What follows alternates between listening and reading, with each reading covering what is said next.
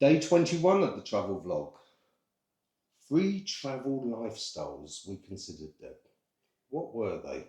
There Shall were we 3. Shall we start with the first one?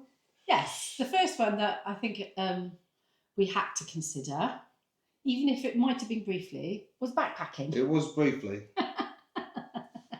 I think that's everybody's go-to when you think of Long term. a potential 12-month trip away, isn't it? Because some people take sabbaticals, and youngsters do a gap year before they go to university. And because we've decided to do a 12-month trip as well, I think that's the first thought for people is, oh, you're going to go backpacking. And to be fair, there's been more challenges than we anticipated on trying to do this. Yeah. In what sense, the backpacking? Well, I was just saying in general. So the way you travel is really, really important for you. Oh, definitely. Because there's so much to consider. Yes. And once we made the decision to go and to do this, which we were really, really excited about, the reality is you've got a plan. There's a lot of stuff to consider. Oh, there is. And 3 of those things that we've considered is 1, backpacking. And why didn't we go with the backpacking? Well, I suppose backpacking, you imagine you're totally free. So you might have more of a feeling of freedom with a backpack because you can just move on very quickly and easily. But what tends to come with backpacking, or in my mind, is a lot of shared facilities. So you're saving on finances. So you're doing it on a budget, basically. Yes, that's the envision. That's the vision in your head, isn't it? Yeah. So backpacking, yeah.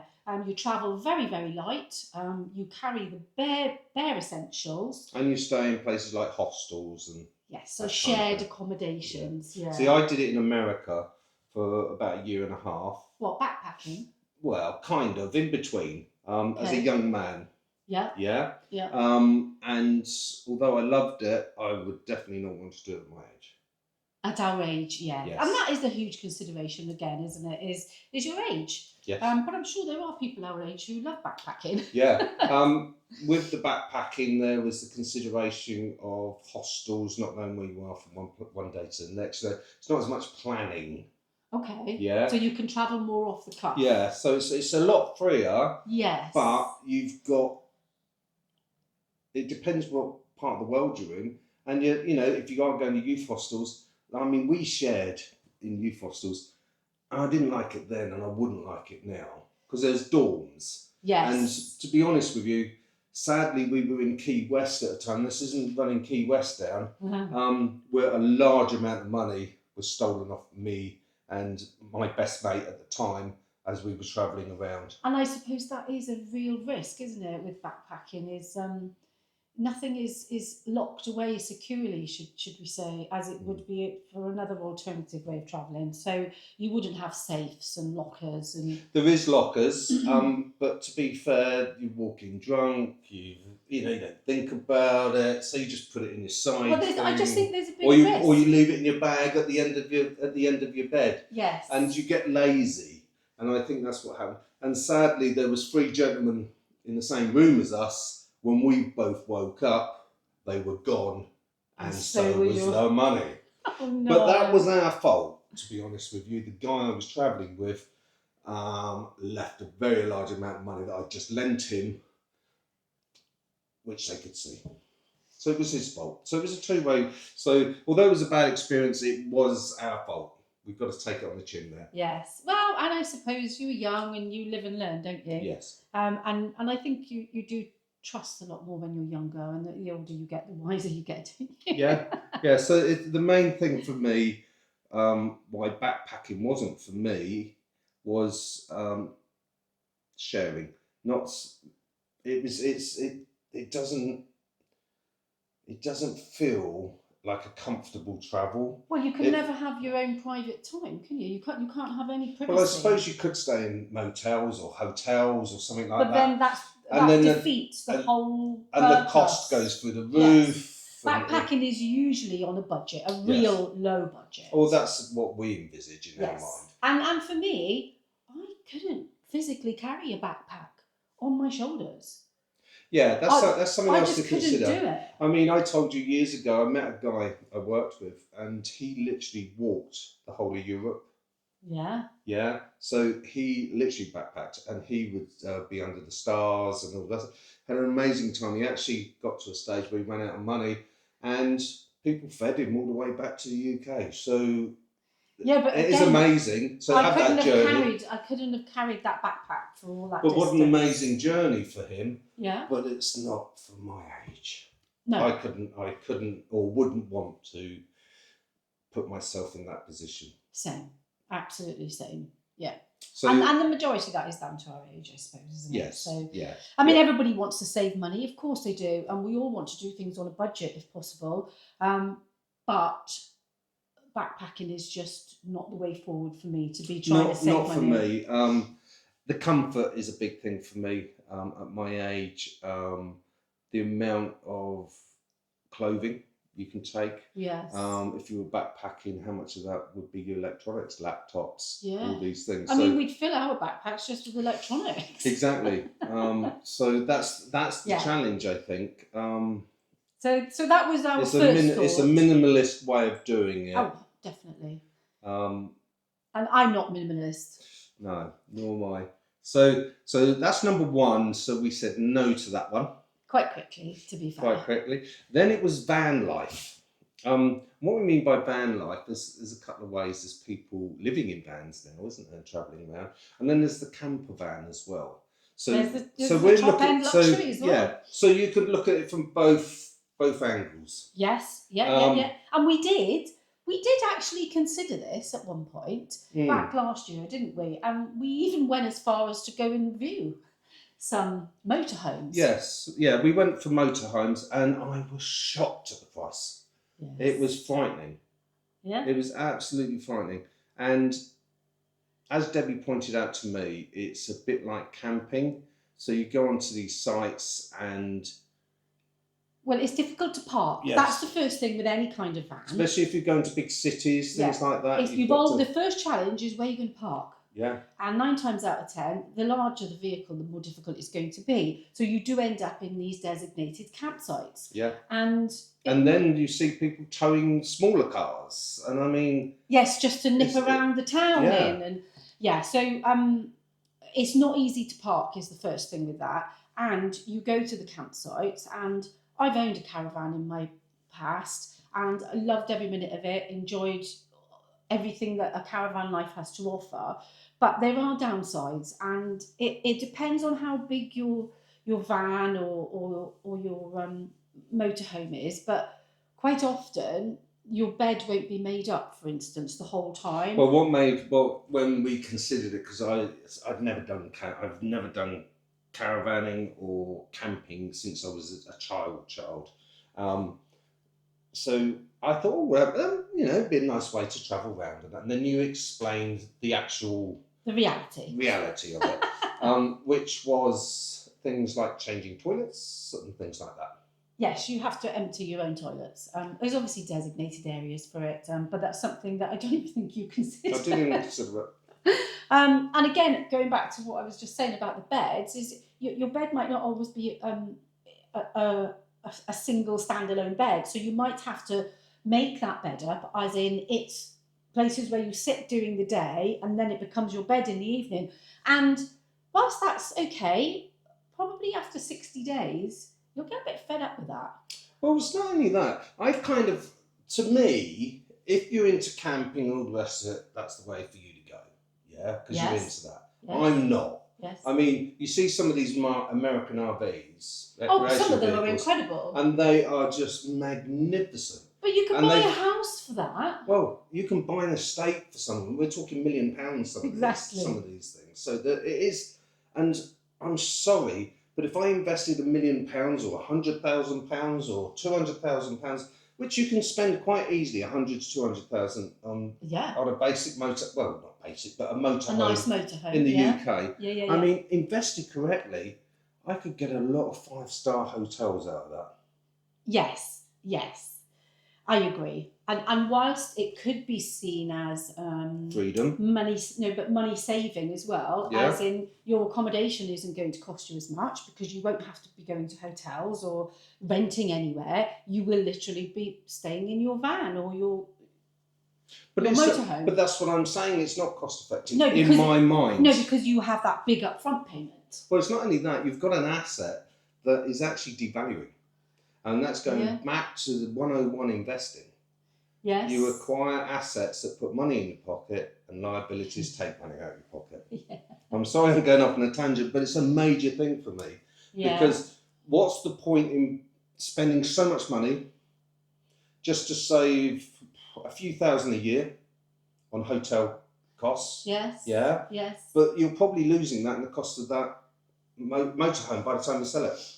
Oh yeah, then you've got the maintenance costs. I was just about to say, and then all the maintenance that comes with it. And you can't just park. It's not free to park up everywhere. No. So there will be costs. There will be possibly at times hefty costs, and sometimes it isn't as cheaper to stay on a caravan park, for instance, as it would be to stay in a hotel. Yeah. That's just the way it is. And not as freeing as I thought. I thought it'd be lovely. It'd be very freeing, just be able to pull up anywhere and that kind of thing. I don't know if you've ever done it, but I'd like to hear your comments on it.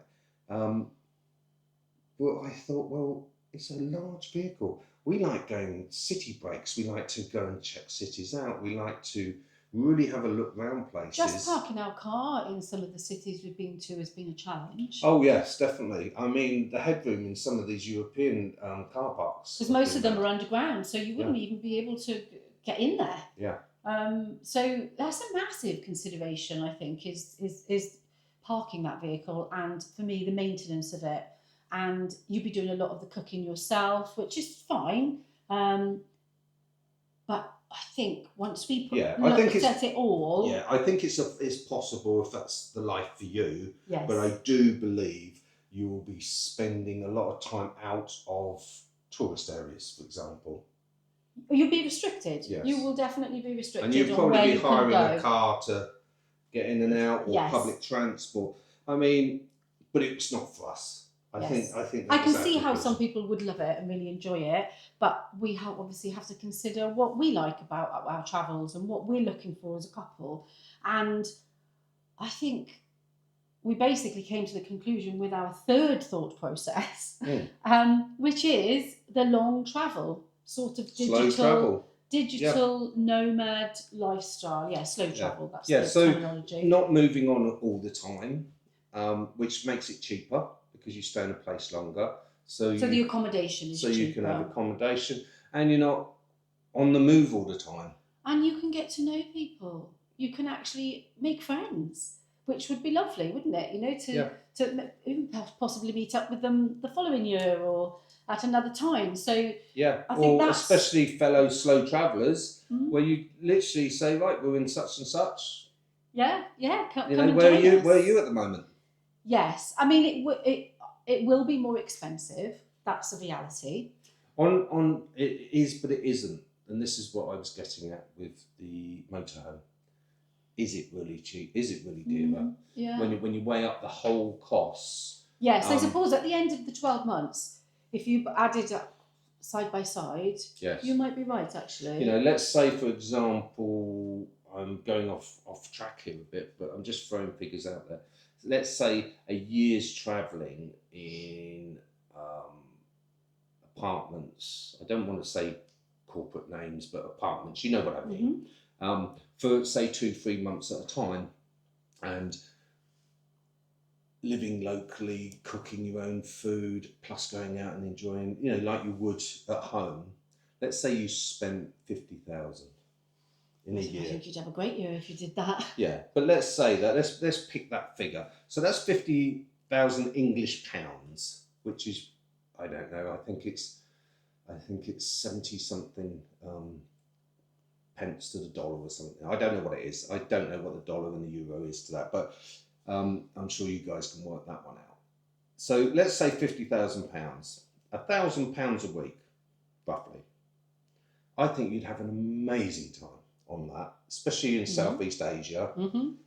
because the cost of accommodation is so cheap and everything else.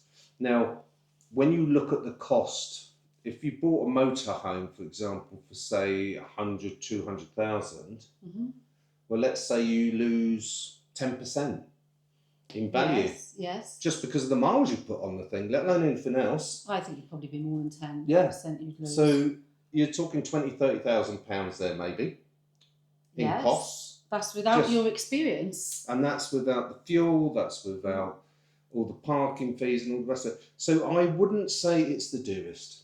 Okay. No, I think 100%. I probably agree with you there. When you start breaking it down, it seems that, because that's why we looked at it originally, because we did Europe a couple of times, and we felt that might be a cheaper option than hotels. And we did try the hotel to hotel as well, didn't we? And we didn't like that because it was just hotels. We don't like staying just in hotels because it's hard work. It's really difficult work because you're packing and unpacking. You're running out of clothes. You're trying to find laundrettes. There's so many things like this. So slow travel to me, as we've mentioned before, is you arrive, you do maybe a week or a couple of days in a hotel, get the lay of the land, go to the local agents, see what you can rent out, and you go from there. That's what we're planning to do. So that's what wish us luck. But again, with how we decided to do it, I think it gives us a lot more privacy as well, and more relaxing downtime for ourselves. You know, because if you have a property rather than a van, or you're backpacking and you're staying with other people you're sharing, I just think it's a much nicer experience, and it's a better environment to work in. Yes. And because we do work, although we don't work, we spend time on the internet. Yeah, it's important for us to have all of our technology. It's important for us to have good Wi-Fi. It's important for us to have a designated area that we can be comfortable doing our work from. So, plus also have some bit of privacy to ourselves. I couldn't think of anything worse than sharing with people. And the good thing about getting villas, apartments, those sort of things as you go along, maybe a hotel here and there, is that you can spoil yourself along the way. Yes. You can spend more money in one area, less money in another area, and overall have a wonderful experience. It's quite a nice balance, over the year. Yes. And if you have hit your budget too hard early on in the month, you can say, well, okay, we'll ease off. Yes, you can rein it in a bit more. Yeah, we can cook for ourselves. We can not go out as much, but we can still enjoy life because we're in a nice villa or an apartment. And also, I think I'm going back to if you spend a longer time in an area and you get to know people, you get to chat to the local shopkeepers or whatever. Yeah. I think that's beneficial for us from a health perspective, because if you're backpacking or you're in a van, how often are you going to be integrating yourself? Oh, I think you would still, but I don't think you. I think it would be more with holiday makers and people who aren't there for. There'd be people on the campsite. Yes. It wouldn't be local people who can help you in a medical emergency. Yeah. So culturally and stuff like that, it wouldn't be a benefit. Yeah, I just think, for me anyway, it makes me feel more at ease. Because once you start chatting to somebody and you get quite friendly with them, I'm comfortable of asking any questions, about health, or, where can I get this, or I need, this gadget, or this is broken, we need to get a new one, where can we go? Yes. Yeah, because sometimes it's even the sockets that are different all the time, and you turn up, we've turned up with an American socket in Europe and a European in America, and so on and so forth, where you're not 100% unless you carry lots of sockets for different areas. Yeah. And I don't know what it is. And again, you don't want to be overloading yourself with things, do you? Even if you are slow travelling and not backpacking, you still don't want to be carrying too much stuff, do you? No, and I like to go to nice restaurants now and again, so I want to dress up a bit. And are they the sort of clothes that I would have in a backpack? Yeah.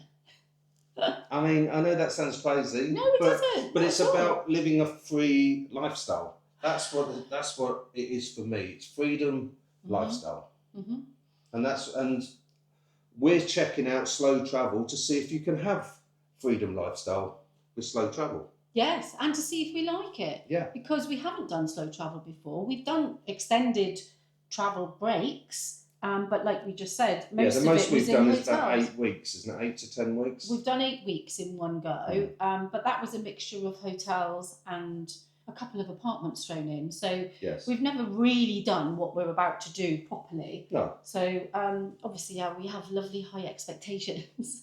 If you've got any tips for us, yes. So please. do subscribe Yeah. if you want to come along on the journey. And as Debbie says, any tips, please drop something in the comments. Yes. And so what's our decision?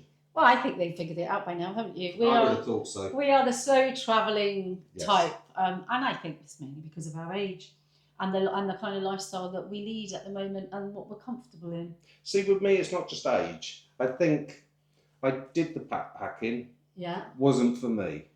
I've done the caravanning, and it's not for me at my age. So my Okay. age definitely comes into that. Yeah. But and we'll find out about the slow travel. The slow travel, yes.